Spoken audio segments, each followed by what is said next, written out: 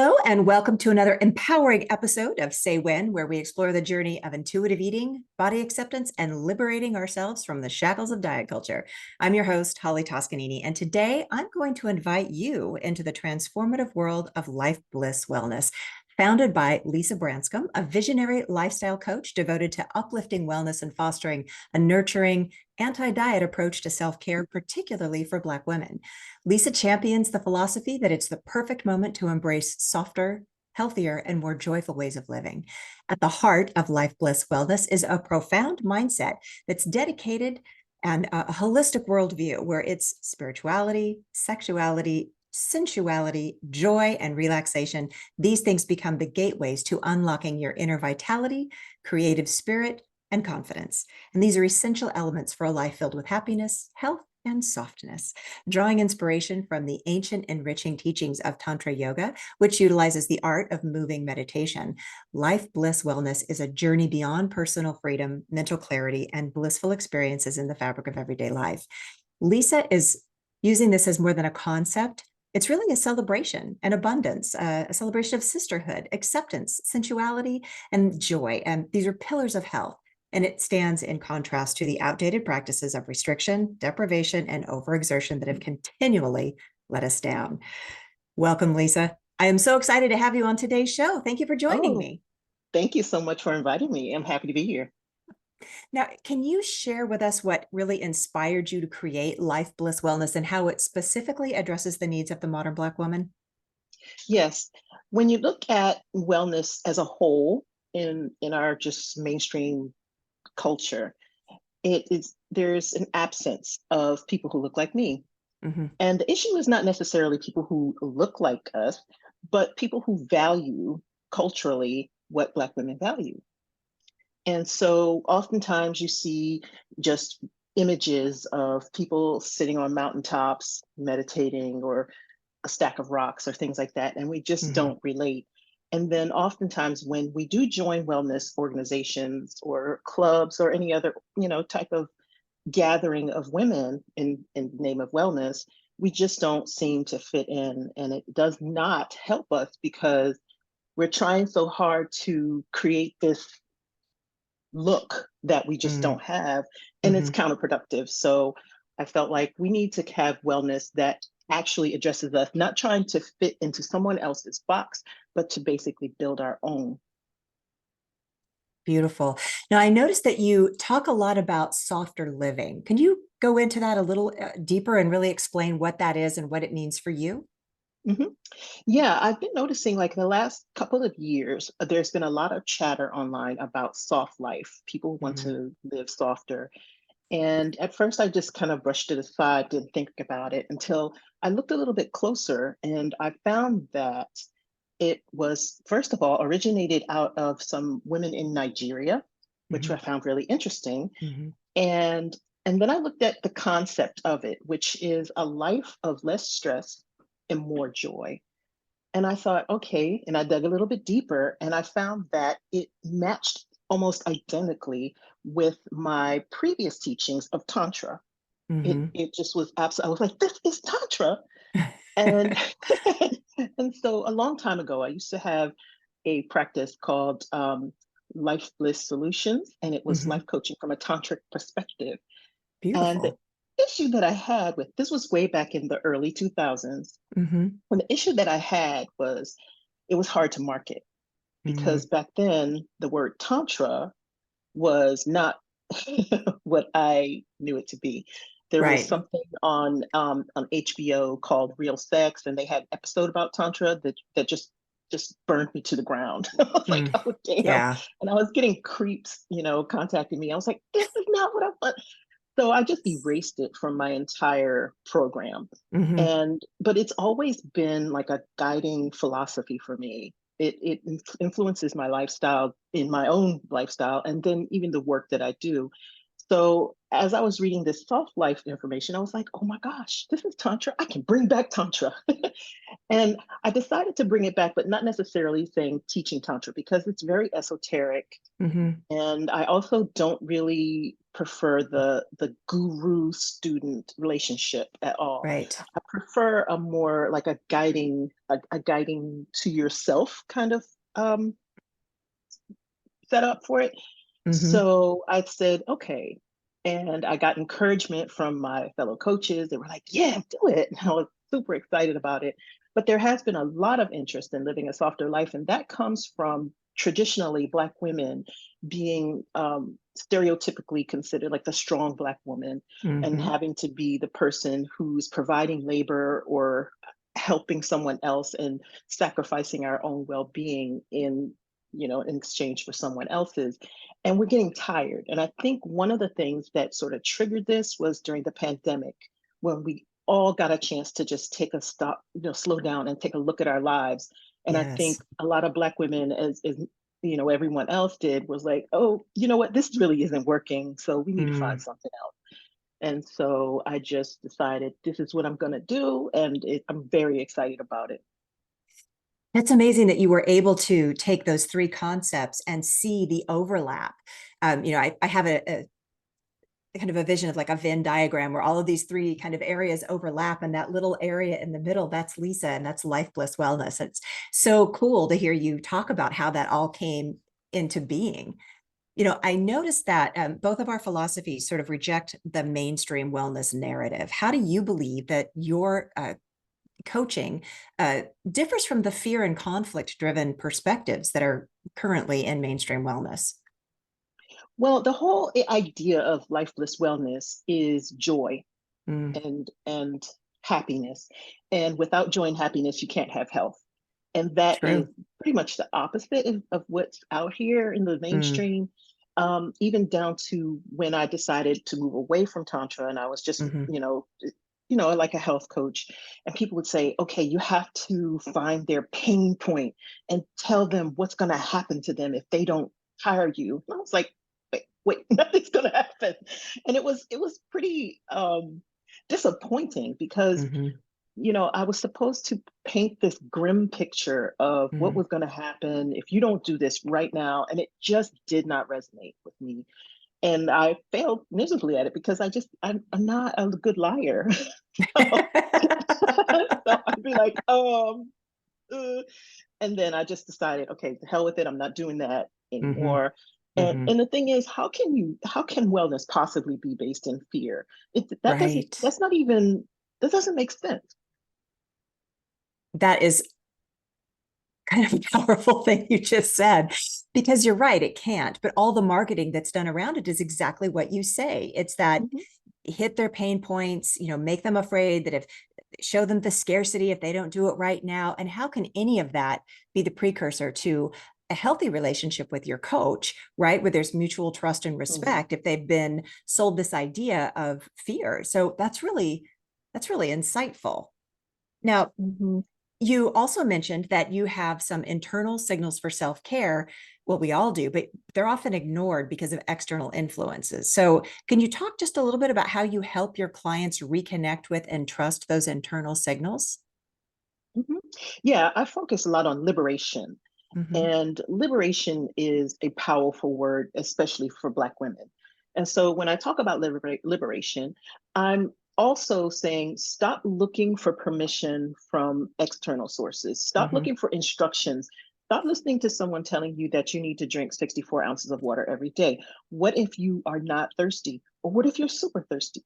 Mm-hmm. You have all the knowledge inside of you, and so I help my clients to see that. And a lot of times it's very difficult because we have taught from birth that there's a set of rules and instructions that we have to follow, and for some people just not having that is very disorienting, not having a Mm-hmm. guide of what you're supposed to do. But I think once people experience a little bit of freedom, like find out that nothing bad is going to happen if you don't follow someone's rules, and Mm-hmm. then it just kind of takes off, and then it just blossoms. Mm-hmm. Mm-hmm.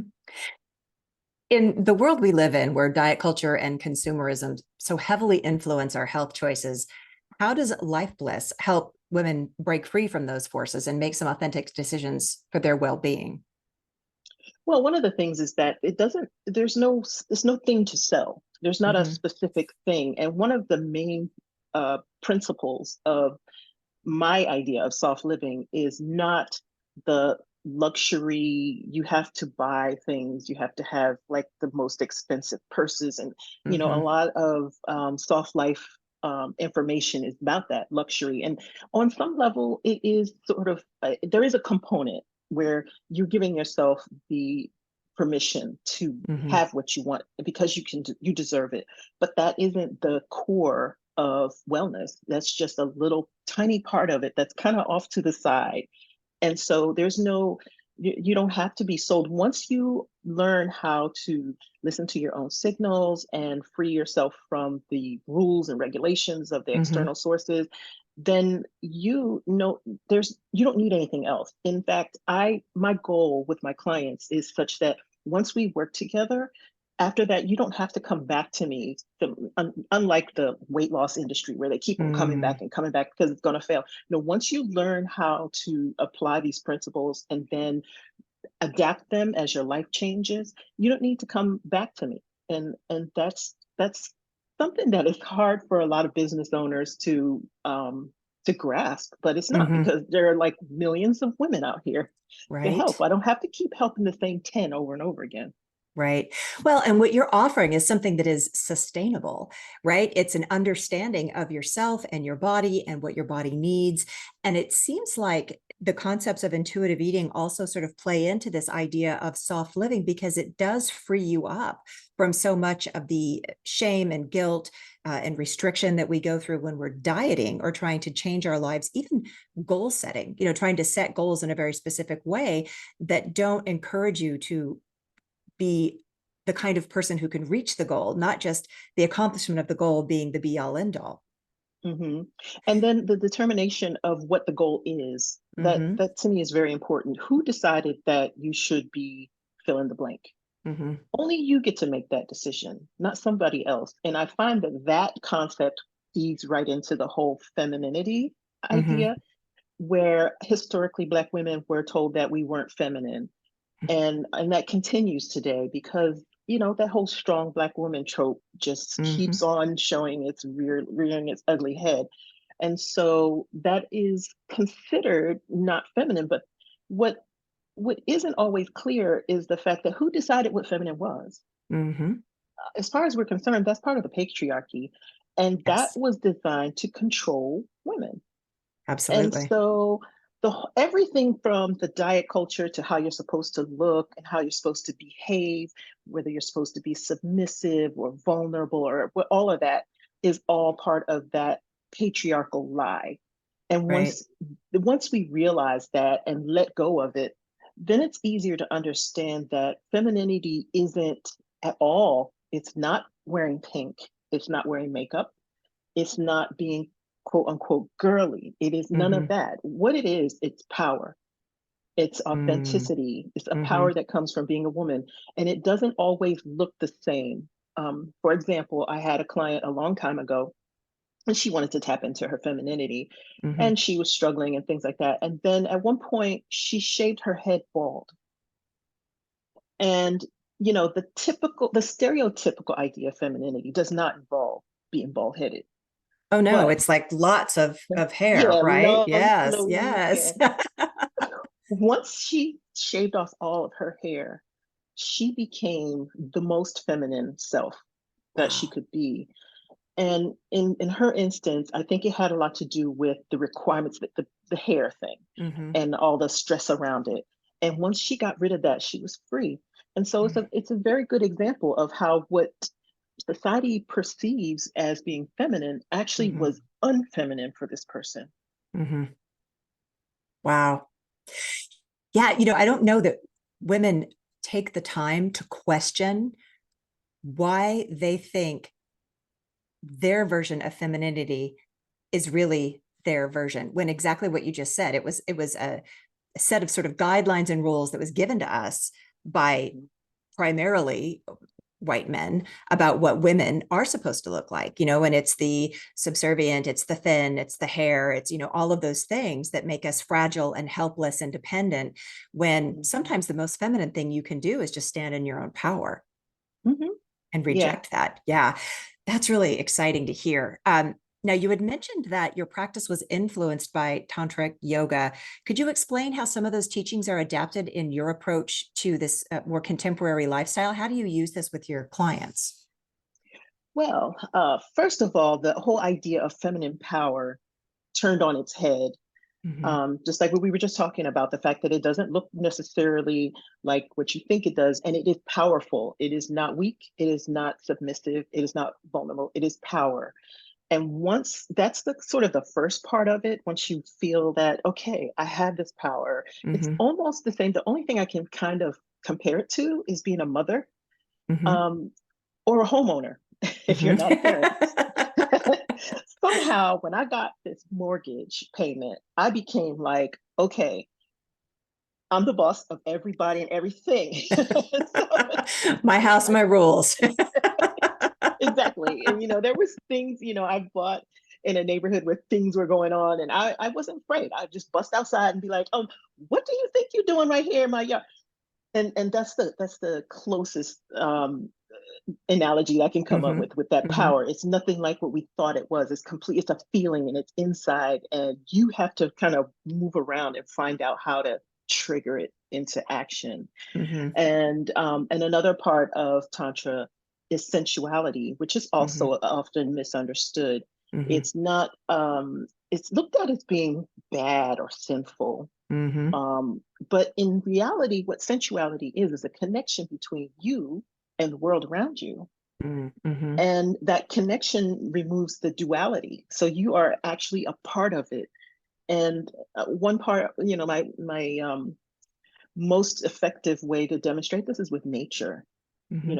If you go for a hike in the woods, or if you just stop and smell some flowers, the sensuality, the connection, you need your senses, your sense of smell, your sense of taste, your visual, your hearing, all of it, touch. It all is a system of information that comes to you, which makes that connection between you and the outside world. So making sensuality a more of an everyday um, experience, Hmm. and also allowing for it to be pleasurable Hmm. without it having some bad connotations has Right. been a huge part of it, because that also feeds into being able to connect with your inner person, as Hmm. opposed to just all the rules and regulations on the outside. And then Right. the other things that that it really are almost identical to my tantric teachings are Hmm. self-trust. um, Sometimes I mean, always, you just know better. And Hmm. sometimes the outside world doesn't agree. Oh, well, that's too bad. Right. And self-love, which is also historically taken away. We have to sort of beat ourselves up because we're not Hmm. what the expectation is. But being able to push that aside, and that kind of rolls into acceptance and body neutrality. Acceptance of everything, all of your circumstances. But for women in particular, body neutrality is a huge part of that, because how you are in your environment affects your feminine power. So it's all connected together. And to me, just the eye-opening part of, oh my gosh, this is Tantra. I get to bring it Hmm. all back, every bit of it. The only difference is the way I present it. Hmm. I don't have like a guru and a student kind of relationship, and I don't actually teach Tantra.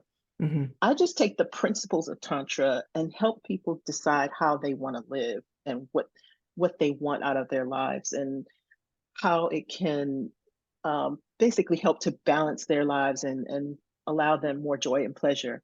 Hmm. And so it's a little bit different, but I get to use all of that good information that I got.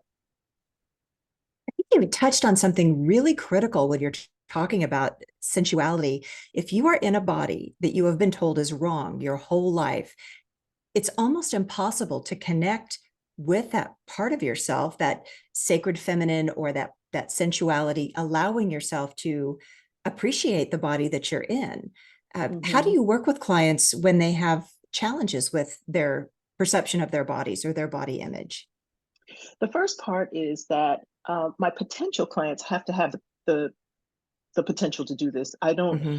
I can't go out and convince people that this is the way. So when a woman reads my my literature, Mm-hmm. and she's attracted to it, there's already a little piece, a little tiny piece there that Mm-hmm. is open, just maybe a Right. little bit open to the concept. But there are so many more who are not. And sometimes it's just a part of life that you're in, Mm-hmm. or a level of maturity, or just whatever happened to you. So that women have to be at a certain level, which is sort of like being fed up with following all these rules and it's getting you Mm-hmm. nowhere. Similar to fed up with the dieting and you end up back in the same place every single time. Yep. Once you realize that this is just a groundhog day and you're sick and tired of it, you're now ready. You're like, okay, you have that that energy ready. Right. And Right. so that's the way it doesn't always work. But if someone is attracted to the things that I'm saying, then Mm-hmm. chances are it might take a while. It's not Mm-hmm. something that happens overnight. A lot of times it can take 6 months to a year or even more of Right. working in order Mm-hmm. to fully embrace it. But once it's embraced, then there's that liberation. Yeah. It sounds like whenever a woman is able to reclaim that part of herself, that alone makes her a force of nature. That Hmm. alone, that connection to the sacred feminine part of you that you accept and you embrace and you allow. Because for so long, we're told that that part of us is dirty or wrong, or we shouldn't want to enjoy any sort of pleasure in our lives, whether it's, a physical pleasure or even just the pleasure of going out, like you said, and having a walk and smelling the flowers. Hmm. Would you tell the audience a little bit what your personal journey was like in rediscovering and embracing your own femininity and how it's influenced your life and your work? Yes, indeed. So I never actually lost touch with my femininity. It wasn't a thing. I just didn't Mm-hmm. think about that. Mm-hmm. So I was just going along. And in my past, I was a professional belly dancer. And so that was, of course, very feminine, very Mm-hmm. sensual.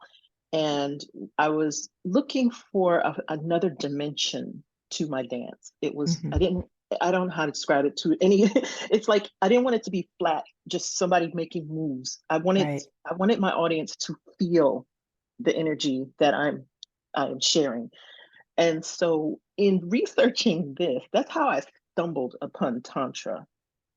Now, as far as feminine, the power part of it, I was always sort of the person who I questioned everything. I was kind of hard to probably to raise. My mom was like, she's just not gonna listen until, like, I needed some sort of explanation for everything, and it had to make sense Mm-hmm. from a young age. So you couldn't just tell me, oh, you have to do this, because I just wouldn't accept it until you went into, okay, well, this is why, because if you don't, you could die or whatever, Right. whatever the Right. case. So then I would take it seriously. And so that part of me, I didn't actually think about it. It just kind of came about from some other completely different discipline. And Mm-hmm. that's when I started to notice around me that, oh, so I didn't even realize it was a thing that people weren't connected to their femininity. And that was one thing. I think back in those days, I'm in my 50s. So Mm-hmm. back in those days, I don't even think that was a concept. There was not a thing of, oh, let me connect with my femininity. That Right. just wasn't something that you think about. So my journey was a little bit different from the younger generations now, but fortunately, we know what that is. Mm-hmm. Yeah. Now, you advocate for integrating a sense of sensuality in your daily life. Can you share some practical ways women can embrace their sensuality in their daily routines? Mhm. It could be literally anything. You just slow down and notice. I have a lot of mindfulness exercises, and they're not complicated things. Mm-hmm. It might mean, when I'm walking home from work and I'm walking past all kinds of yards with flowers, and they're all different colors, and just noticing them, because sometimes you just don't. You're in your own world. Mm-hmm. You're thinking about what you're going to cook for dinner, and you don't see anything. I could walk home and not see a thing, but Mm-hmm. just at least for a few seconds, just slow down and just really take a look, and you start to notice different nuances around you that you've never paid attention to before. Like, I live in the city in Washington, D.C., and sometimes I would see like this bright blue bird somewhere. Mm-hmm. And I'm like, wow, who knew that they had these pretty birds here? That's like a jungle bird or something like that. Right. The noises, like in the summer, when I go outside really early in the morning, it sounds like a jungle here. I live in the heart of the city. Okay. I Wow. hear all these birds. I never noticed that before. You don't Hmm. notice that with your headphones on. And when you're thinking about other things, I just go out there and I'm like, oh my God, it sounds like the Amazon is going on around me. And it's fascinating. And even, to cooking, I love to cook and Hmm. using my sense of smell to decide what to, create with this and not having to have a recipe all the time, but just to kind of smell, I think a little more garlic would be good here. Hmm. And so just trusting that, okay, my nose is telling me the truth. Yeah, I need some more garlic. Just little things. It could be literally anything. And the fun of this is when I'm working with my clients to have them discover what do you discover when you just slow down? Because Hmm. there's just unlimited sensual things going on around us if we just pay attention. Exactly. And I love that you were talking about the cooking too, because I know when people take an opportunity to even eat a meal mindfully, where they are 100% tuned in and focused to what they're eating, and they're paying attention to not just the taste, but maybe the texture or the sound it makes when you eat it, or even the sound of the room. Are you in your car? Mhm, Are you at the table? Where are you? If you really pay attention, you get so much more out of that meal than just physical mhm. nutrition. You're really nurturing your spirit and your soul and all of your senses. So that makes complete sense that mindfulness would be a huge part of what you advocate for. Also, there have been studies that when you allow yourself to calm down and fully experience a meal, the nutritional uptake is actually greater. I was like, what? So you Mm, actually get more nutrition from a meal that you pay attention to than when you scarf down without tasting. I isn't don't that exactly, fascinating? I don't know how that works, but it's from reliable sources. Yeah. Well, it makes sense. I mean, if you are not engaged in thinking about everything but your meal, right, then your body is more focused on getting what it needs. If you're got too much cortisol or if you're too busy being stressed out, you're not going to digest that meal as well. So that makes Mhm. sense. Yeah, Yeah, there. it That's does. really interesting. So, what are some common challenges that you've seen that women face in reconnecting with their femininity and sensuality, especially in today's society? Self-trust is probably the biggest hurdle that I experience with my clients Hmm. because we are taught so flatly that we are not to trust ourselves. And we Hmm. don't even think about all the different ways that we're taught not to trust ourselves. But in every single little way, even down to how much water to drink. Yeah. And we teach our children sometimes inadvertently this Hmm. also. I have one daughter, and when she was younger, she went to Montessori school. And one of the things that her teacher told me was just leave these kids alone, let them wear what they want to wear to school. And I was like, oh, but wait, it's cold outside. She's gonna freeze to death. You were thinking all of that. Wait a minute, we're in Washington, D.C. It doesn't get that cold. But the thing, the thing about it, she told me is that no, they're gonna be uncomfortable, and they're gonna learn that that's not really a good idea, and you won't have to deal with that anymore. And I was like, "Are you sure? Are you sure? I don't want to be a bad mother." That's the thing. Right. But even children eating. Like sometimes my daughter, she wouldn't eat for like the whole day, and I was so horrified. She was a baby, and so I thought, "Oh my God, she's gonna starve to death." No, the doctor told me the kids don't starve themselves. Okay, they Right. won't starve themselves. They're just not hungry. And Right. I figured it out later that a lot of times when you're fighting off some sort of virus or something, your body is using all of its energy on that fight. And it doesn't have time to be dealing with stuff like digestion. Hmm. And so I finally relaxed about it and, just realizing that, okay, she trusts herself. She's Hmm. not going to freeze to death and she's not going to starve to death. She's going to be just fine. And Right. that's part of what we're already adults. So we never got that freedom. We never got that. opportunity to just wear whatever we want to wear, do what we want to do, and eat when we want and what we want. Mm-hmm. And so that was the most difficult thing as an adult, allowing that, because we've been taught since birth to Mm-hmm. follow these rules. Right. Right. It's interesting because with intuitive eating, we're not really learning something new. We're giving ourselves permission to go back and be the eaters we were born to be. Yeah. And That's so trusting fascinating. myself, I had to trust my daughter. I had to trust Hmm. her that she knew what she wanted or what she needed at the time. Right. And, you can imagine I got a lot of like frowns from people around me. I'm like, yeah, go ahead. You can have some ice cream or whatever. I'm not, Right. but she ate vegetables. She never had a problem with Wow. eating vegetables and things like that because I never made a big deal out of it. I just let her Right. do what she wanted to do. But I did get some looks, and you have to be, you have to hold on and be strong. And as an adult, the same thing, you have to just be strong because people around you are going to be like, if you want your liberation, that's what you deal with. Yeah. So tell me a little bit about some of the maybe transformative effects you've seen in women who have embraced their femininity and sensuality. If you have, specific examples that you can think of from clients or just some general things that you've seen. I've seen a lot of different things. For example, I've seen women become artists. Wow. And that seems kind of like a strange thing to say, but you just been on this straight and narrow, and then Hmm. you have this liberation, and you realize you can trust yourself, and you know you can just become an artist, a really good artist. And Mm. this person did not know she was an artist at all. She just did what she was supposed to do, and she never. And so just the joy that that brought into her life was it was worth everything. It was so valuable. And I see it in a lot of different things, in just being able to make decisions about where you live, how you live, career. Mm. Some people, will just completely change their career because they're not getting what they really wanted. They were just going along with the flow. Hmm.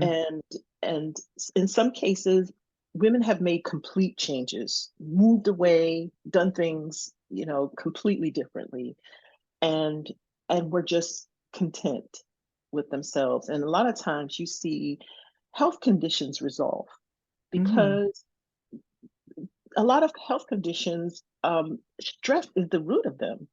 Yes. And once you remove that stress, then, oh, it's like some miracle happened, but it really was.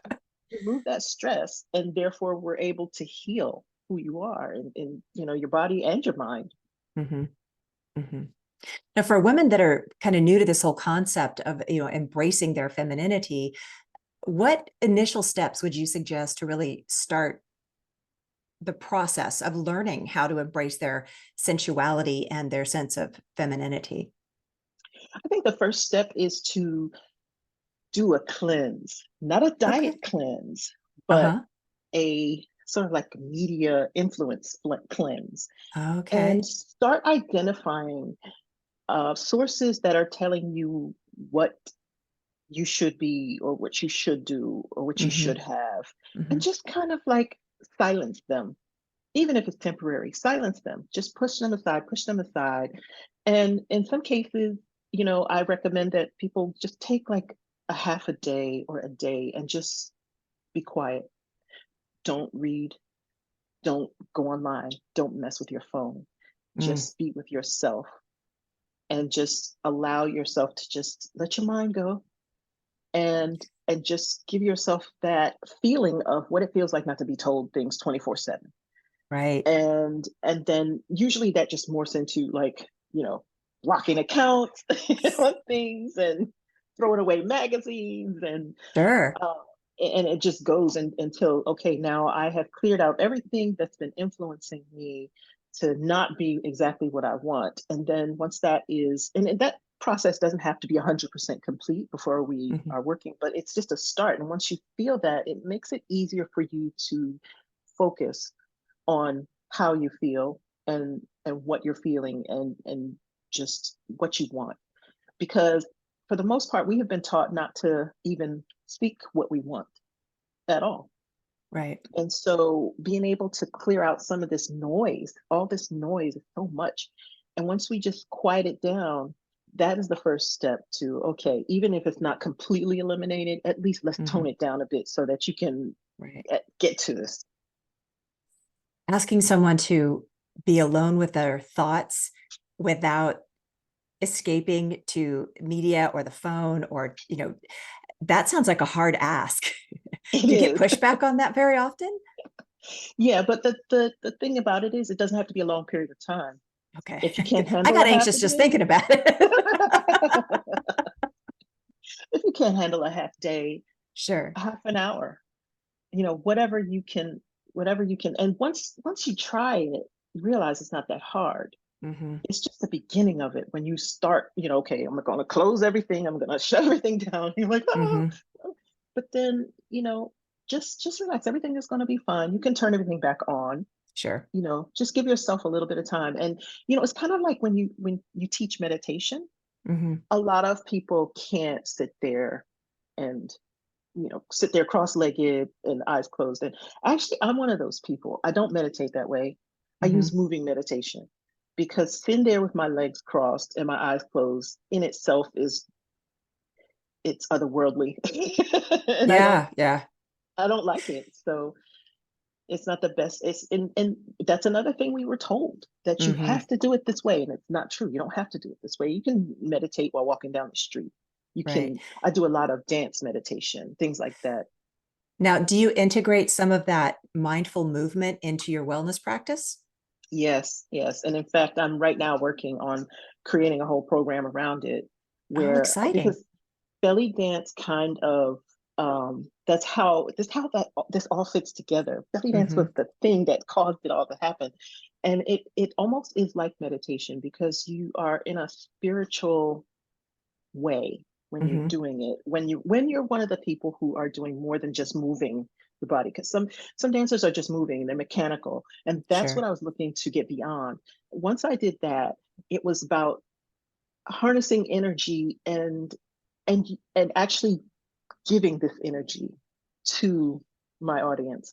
And Hmm. it's so amazing to watch it happen. But in the case of working with clients, they're not necessarily dancing for an audience, but just being able to identify that energy, that there's more to you, more to this than just moving your body. There's there's a whole centering process and a grounding process that happens, Hmm. and that is, that also feeds right into the sensuality part of it, and it kind of helps it click, because a lot of women don't even, these are like foreign words, and they Hmm. don't know what this means at all. They're like, what? But once you feel it, once you allow yourself to feel it, okay, then I see things start to click, and then that's when, usually, things accelerate. Right. It seems like body trust would be a big component of that too, because when we're doing something like, learning to move our bodies in a different way, we don't want to get it wrong. It's like, I got to do it right. Mhm. And when you give yourself permission to trust, then maybe there's no real wrong way to do it. And, that's really liberating. It is, and it feels good. It's like, when people realize that it's exercise. Oh my gosh, exercise that isn't all painful and terrible. I'm just Exactly. I'm flowing. I'm in my world and I'm flowing, and Hmm. it's beautiful to see. And you don't have to be a professional dancer. You don't even have to be a good dancer, Right. but it's beautiful to see that energy just kind of blossom, and for a woman to be in that energy without worrying about what's going on around her. Right. Well, it also, is based sort of on the concept of embodiment. And if we are in bodies that we are uncomfortable with or that we are ashamed of, it's really hard to want to be in that body. But it seems to Mhm. me that if someone could learn your methods, they would be more comfortable with themselves and learn to trust this body and then be more willing to actually be in the body that they have. It's true. And an added bonus is with belly dance, um, the typical thin, skinny body isn't necessarily the it isn't put forward as ideal. In Mm, fact, in many cultures, the bigger dancers are the ones that get the most praise, wow. because in belly dance, you need to be able to like vibrate that little fat. on the side. Sure. You need to be able to jiggle. There's got to be some real movement here. Not Mm-hmm. saying that you can't be skinny, because one of my instructors, she was very thin and she was amazing. But Mm-hmm. it's a very body inclusive dance. And so even though I'm not necessarily, it's not the same as the belly dance classes that I went to, just that art form embraces things that we are told to hide. And Right. so, this jiggly fat here that you thought was ugly, when you do that in front of these women in this class, there's a certain thing that we would do. And it was, and when you hear that sound, you're Uh-huh. like, yeah, that's right.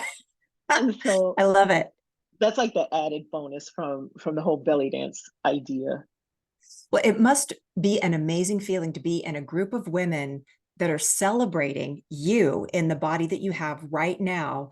When, as soon as you step outside of that studio or that home, it feels like everyone is now telling you again that there's something wrong with that. And Mm-hmm, it just seems to me that the more experience you have in that supportive community environment, the stronger mm-hmm. you are when you leave to put up your defenses and just ignore all the noise that diet culture tells you about how you're supposed to look. Because then you decide that you want to get up on stage. Yes.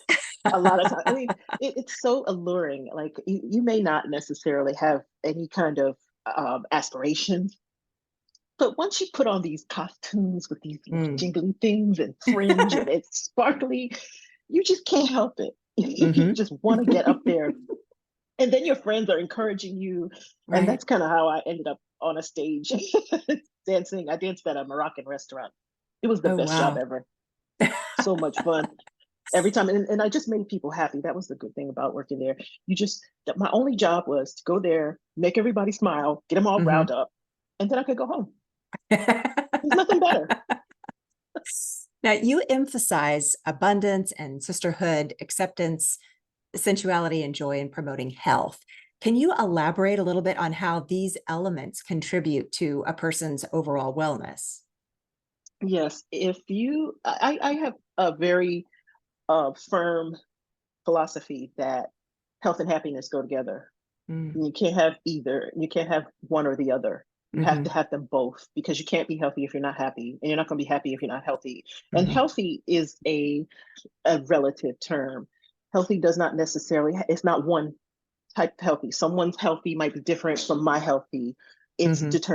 It's self-determined. So Sure. whatever you feel is okay, this is the best I can be, the best I can feel, the best I can work with given my condition. That is what health is. So the two of these things go together, and generally in our wellness society, happiness is not in it at all. There's no Right. happiness. You're going to eat this broccoli and this brown rice, and you're not going to Hmm. be happy, but you'll be healthy. No. So the sisterhood part of it is it's all comes together with joy and also stress relief. Yeah. So the Yeah. sisterhood with women who are encouraging and like happy for you, and not putting you down and insulting you and criticizing, that takes some of that stress away. And when you Hmm. start taking away that stress, again, that builds up your health and your immunity, or whatever it is, whatever scientific parts of it Right. is. Right. And then the joy part of it is just you just need that. It's something that you need. And we have been taught that that's not a necessity, that that's sort of like, oh, extra, if you extra good or something like that, that Hmm. it's not something that we should require that we Right. have in our lives. And so that changes, and then it just opens us up to be able to do things that we never thought we could. Hmm. and Hmm. and that all just wraps up into, so to me, health and happiness are all one big ball. Yeah. Yeah. Your philosophy suggests that the path to health and wellness is accessible to everybody. What are some Mhm. practical steps you recommend for people that to get started on this path? If there are women listening right now that feel like this is for them, what are some steps they can take today? Well, they can contact me if they want to. Absolutely. Actually, even before that, one of the things is to start understanding. this philosophy. And I had on my website, I have a lot of different articles about, what this is, and even reaching out to other sources, but just starting to understand what a soft life is and what sensuality is and what femininity is. And you have to kind of look at it sort of like through a critical lens. Don't just necessarily accept everything you see, because there's a huge range of, around. But that is, just kind of open yourself up to what these concepts are in the Mhm. beginning. And that is how you kind of can start you on the path, and I guess prepare you for that little bit of the open door that we talked about earlier, that little bit of acceptance that there might be a better way than what I'm doing right now, because this is how it usually starts. It's just a little tiny little thought that pops into your head, Mhm. and it might go away, and then again it comes back again. But just that curiosity, just be curious, open your mind, take a look at things, try not to let some of the prohibitions from your past Mhm. influence at least what you're looking at and what you're reading about and what you want to know. And for some women that's even hard, Yeah. because everything is controlled, everything is so tightly controlled. And so just being curious, and there is no right or wrong. So, one person's femininity and sensuality is not the same as someone else's. Mhm. And just being okay with that, and just look at the range of things that are, available to us. And then if you feel like, okay, this might be something I want to look into, then Mhm. they could contact someone like me. Or even, if you're not ready for that yet, just try something that makes you feel good, Mm. whether it is go to a painting class, go to a dance class, just try something, open the door just a little bit. And usually what happens is that you open it wider, and next thing you know, you're all in. Exactly. So, what empowering message would you like to share with women who may feel disconnected from their femininity or their sensuality? Um, we all have it. We all have femininity and sensuality and the capacity for this inside of us. It's not, no matter what anybody tells you, like, usually there's somebody in your family telling you, oh, you're such a tomboy, you're not feminine. None of that is true, because their idea of femininity is not what we're talking about here. We're talking about power, something that's very Hmm. powerful. So just knowing that it doesn't matter. It doesn't matter, even like, for example, women's sexuality. Some women think that because of their sexual identity, they don't fit. And that's not Hmm. true at Yeah. all. I don't care what you are. I don't care what you identify as. It doesn't matter. It is here. It's in everyone, including men. There Yeah. is feminine energy in men. We have Absolutely. masculine energy too, and we're not Hmm. trying to get rid of the masculine energy. We're just Sure. trying to unsuppress the feminine energy that we have. We all have it, no matter what. So that's one thing. And then another thing is to look at it from a different perspective, which is for Black women in particular, who have, the whole issues that women have everywhere, but then also the race part of it. It's two things at one time. There's the race, and then there's the gender, and it's all just one big thing. And so a lot of times that has produced generational trauma or just Hmm. individual trauma. And this liberation and this reawakening of our feminine selves, our sensual selves, is a healing. It truly is a healing of that trauma and that generational trauma. And by generational trauma, I mean that trauma that was handed down from your grandmother to your Hmm. mother to you. And we want to break that before you hand it to your children. Or even if you have, then you can still, work to undo it. But it is imperative. It's not just a little thing that we do for fun. It is fun, but it's not just that. This is actually healing. And this is one of the many ways that we can change our narrative Right. of being Right. Black women in wherever we are in the world. Beautiful. Now, if our listeners are interested in working with you, what is the best way to find you? The best and the easiest way to find me is my site, and it's just Mhm. lifeblisswellness.com. there's a contact page where you can just type a message right in there. And if you're not ready for that yet, there's a way that you can sign up for a newsletter if you just want to get more information, kind of like Sure. without being seen. I know that Hmm. that happens sometimes. You're like a little bit shy. You're not really sure what you want. Even if you don't, I am very open and I don't mind questions. And, even if you just contact me and say, I don't know what the hell, I need something and I don't know what it is, we can get to the bottom of it, but just reach out, take that first step and reach out. I'm also on Instagram, LifeBliss Lisa. Hmm. So you can just send me a message there. And I like to emphasize that I'm not judgmental. Like this entire process is devoid of judgment. So it doesn't matter what your situation is or how bad you think things are. There is no Hmm. such thing.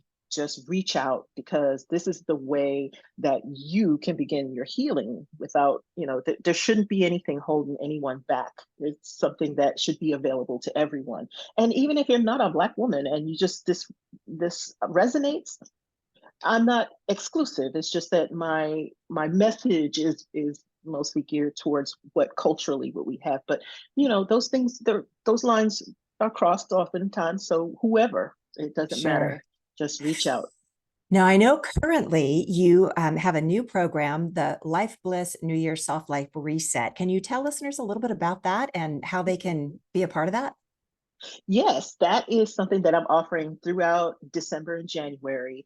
It's a little 5-day program which basically starts you out with that cleanse, that Hmm. cleaning out of all these influences, and it prepares you for if you want to do this or if you don't, whatever. It just gives you a little bit of insight into how to begin.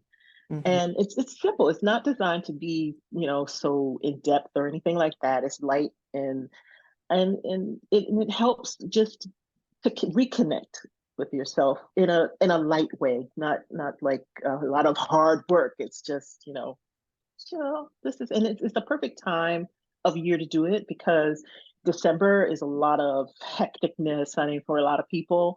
And then Hmm. January, a lot of times people want to do that whole New Year's resolution thing. I don't do any of it. And I'm so happy. That sounds liberating already, just not having to do it. Yeah, I just decided I'm not doing any of the Christmas stuff and I'm not doing the New Year's stuff either, except for, like fun things. Sure, And sure. and it's just a way to just look at things differently. I mean, so much of what we do is so obligatory.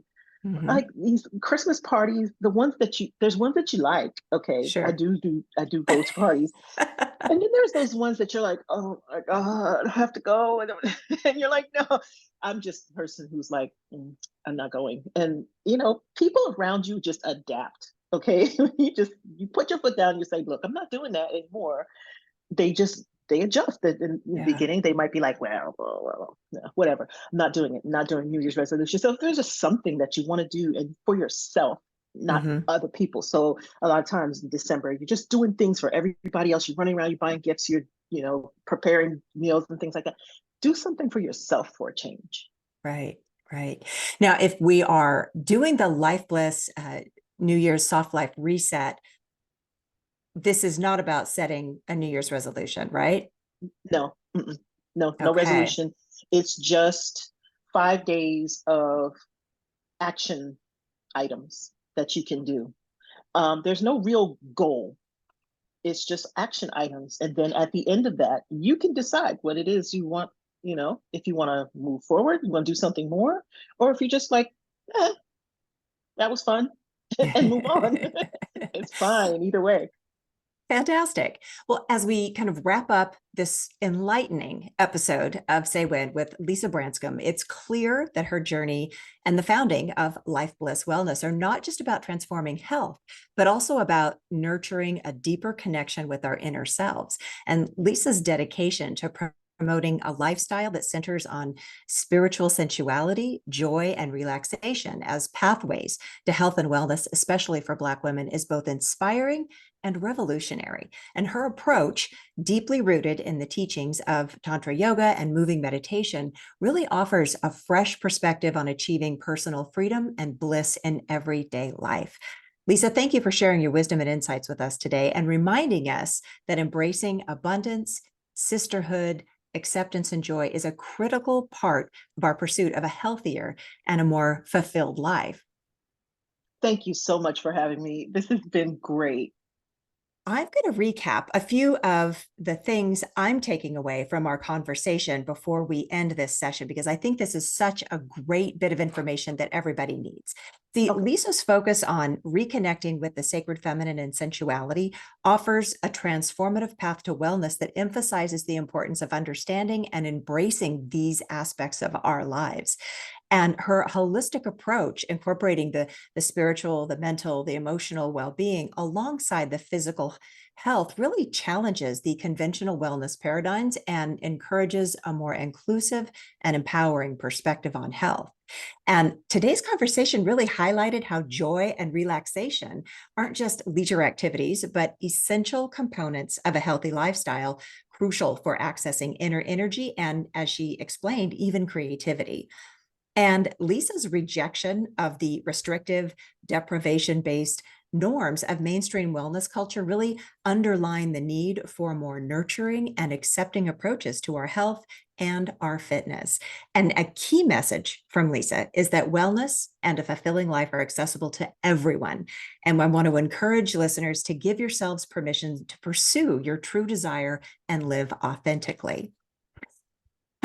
I think that was a great conversation, Lisa. Thank you so much. I am so excited to have you here and can't wait to hear more about the things that you're going to be doing in the next year, and would love to have you back again another time if you're willing. Absolutely. Thank you so much. I totally enjoyed this. And anytime you want me back, I'll be back. Fantastic. Thank you for joining us for another episode of the Say When podcast. Until next time, bye for now. Bye.